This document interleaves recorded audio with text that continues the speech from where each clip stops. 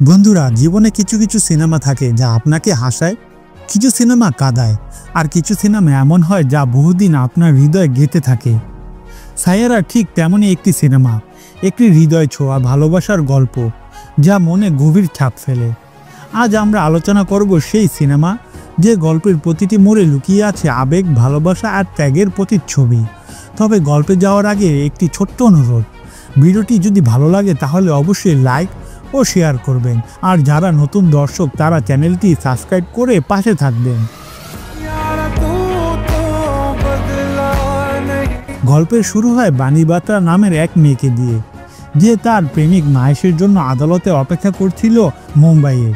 পরিবার সহ হাজির হয়েও মাহেশ আসে না, বরং ফোনে জানায় সে লন্ডন চলে যাচ্ছে প্রমোশনের জন্য এবং এই বিয়ে সে করতে পারবে না কারণ সে আরেকজনকে ভালোবাসে। এই আঘাতে ভেঙে পড়ে বানি। অনেক কষ্টে পরিবার তাকে সামলে তুললেও মাহেশকে সে ভুলতে পারে না। তার লেখা কবিতা সব থেমে যায়। 6 মাস পর বানি একটি জার্নালিজম ফার্মে চাকরির ইন্টারভিউ দিতে যায় এবং অনেক কষ্টে সে চাকরি পেয়ে যায়। এখানেই তার পরিচয় হয় কারিশ কাপুর নামে একজন গায়কের সঙ্গে, যিনি রাগী ও সংবেদনশীল। প্রথম দেখাতেই কারিশ ও বানির ধাক্কা লাগে এবং ডায়েরি পড়ে যায়। কারিশ বানির ডায়েরি কুড়িয়ে দেয়, আর সেই ডায়েরির কবিতার কয়েকটি লাইন পড়ে বানিয়ে ফেলে একটি গান।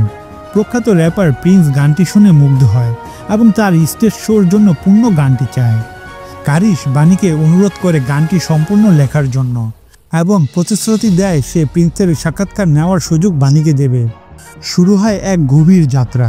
বানি লেখে, কারিশ সুর করে, তবে চাপের কারণে বানি কিছুই লিখতে পারে না। তখন কারিশ তাকে নিয়ে যায় ক্রিকেট মাঠে, উদাহরণ দিয়ে বুঝায় চাপের মধ্যেও আসল খেলা। অবশেষে বানি আবার লেখায় ফিরে আসে। এরপর দেখা যায় কারিশের বাবা একজন মাদকাসক্ত, যিনি প্রায় পুলিশের ঝামেলায় জড়ান। বানি কারিশকে বোঝায় তার বাবাকে রিহাবে ভর্তি করাতে। কারিশ 9 লাখ টাকা জোগাড় করতে নিজের গানের সব কপিরাইট ছেড়ে দেয়। এরপর হয় প্রিন্সের স্টেজ শো, যেখানে বানির লেখা গান ভাইরাল হয়।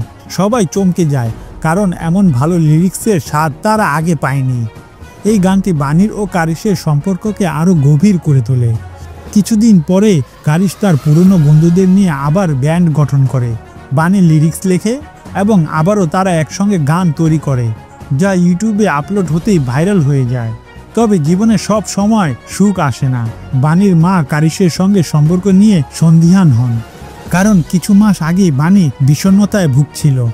কারিশ যখন বানিকে বিয়ের প্রস্তাব দেয়, তখন বানি জানায় তার প্রথম চাওয়া কারিশের সাফল্য। তার সুপারস্টার হওয়া, বিয়ে নয়। এখন তার স্বপ্ন পূরণের সময়। কিছুদিন পরে বানি অ্যালজাইমারে আক্রান্ত হয়। ধীরে ধীরে ভুলে যেতে থাকে সব কিছু।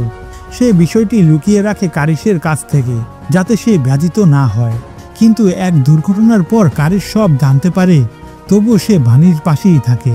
ভালোবাসা মানেই পাশে থাকা, স্মৃতি থাকুক আর না থাকুক। বানির পরিবার সিদ্ধান্ত নেয় তাকে শান্ত পরিবেশে রাখতে হবে। কারিশ বানিকে নিয়ে যায় সমুদ্রের ধারে। সেখানেও বানি ধীরে ধীরে ভুলতে থাকে সব কিছু। তবুও কারিশ তাকে ছেড়ে যায় না। কারিশ দিল্লির কনসার্ট মিস করেও তার সঙ্গে থাকে। এরপর আবার একদিন বানি চায় কারিশ মুম্বাইয়ে কনসার্টে অংশ নেয়। কনসার্টের দিন ঘটে অপ্রত্যাশিত ঘটনা। মায়ের সেখানে হাজির হয়।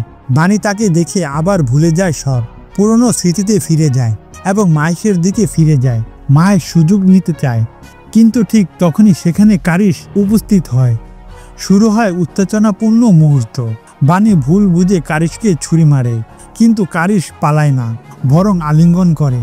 বানি অজ্ঞান হয়ে যায়। পরদিন সে ঘুম থেকে উঠে কিছুই মনে রাখতে পারে না। তবে কিছুদিন পর স্মৃতি ফিরে আসে। বানি বলে ওঠে, আই লাভ ইউ কারিশ কাপুর।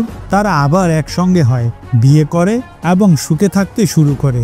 বানি আবার ডায়েরি লেখে, সেখানে লিপিবদ্ধ হয় তাদের ভালোবাসার প্রতিটি মুহূর্ত।